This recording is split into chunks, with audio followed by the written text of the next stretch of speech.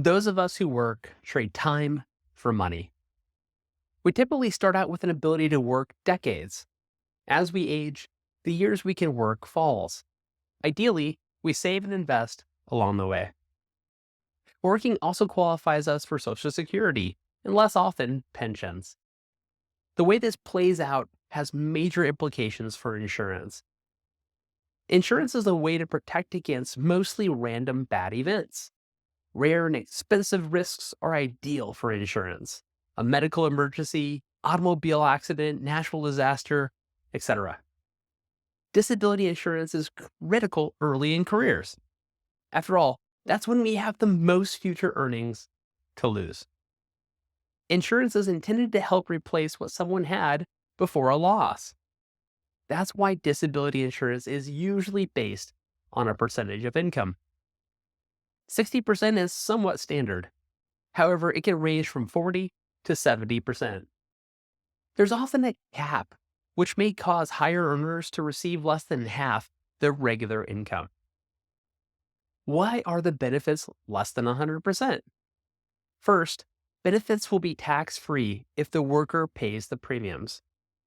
Those in high-income tax states might see similar take-home payments. Second, the insurance companies and employers who often pay for disability insurance have an incentive for workers to return to work. Someone may be less dedicated to rehabilitation if they're paid as much on disability as they are working. Third, employees are hopefully saving at least some of their income. Partial disability income replacement is yet another reason to keep expenses well below income. There's both short-term and long-term disability insurance. Short-term benefits typically last 3 to 6 months. After that, the worker may qualify for long-term disability benefits. Short-term disability is usually for the worker's own occupation or own OC. They typically receive benefits if they're unable to perform their regular responsibilities. The definition of long-term disability is much more variable and crucial. Many plans only offer any occupation or any OC coverage.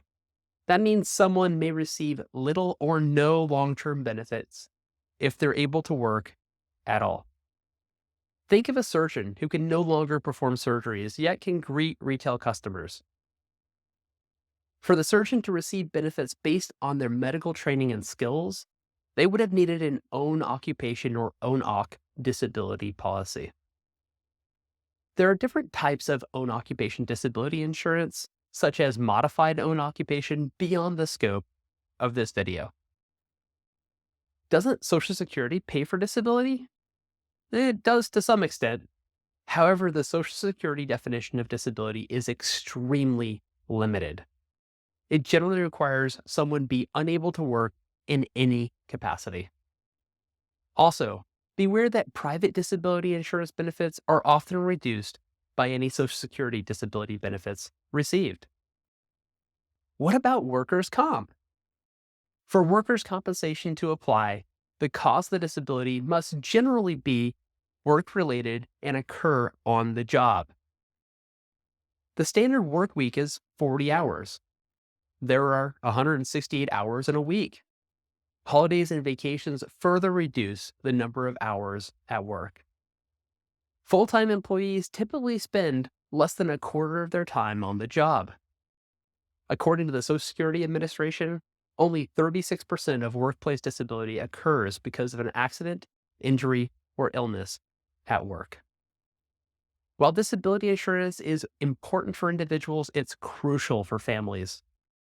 With disability, costs, especially medical, often rise while income falls. Employees may need disability insurance beyond an employer group plan. Individual disability may be especially important for those who plan to leave their employer. Employer disability insurance usually ends when someone leaves the company. As an extreme example, someone who works a desk job and yearns to guide whitewater rafting trips full-time might be ahead to purchase individual disability insurance. Rates and coverage may be much better with the desk job. Fortunately, there's a bright side. Those who've saved and invested for years may already have many of their financial needs met. All else equal, a higher net worth tends to decrease disability insurance needs. It may make sense to lower disability insurance as assets grow. The same might be true for life insurance. Falling insurance costs are one of the many virtuous cycles with rising wealth. I hope this helps. For more content, subscribe to the Scale Finance YouTube channel or check out the Insights page on scalefinance.com. Thanks for watching.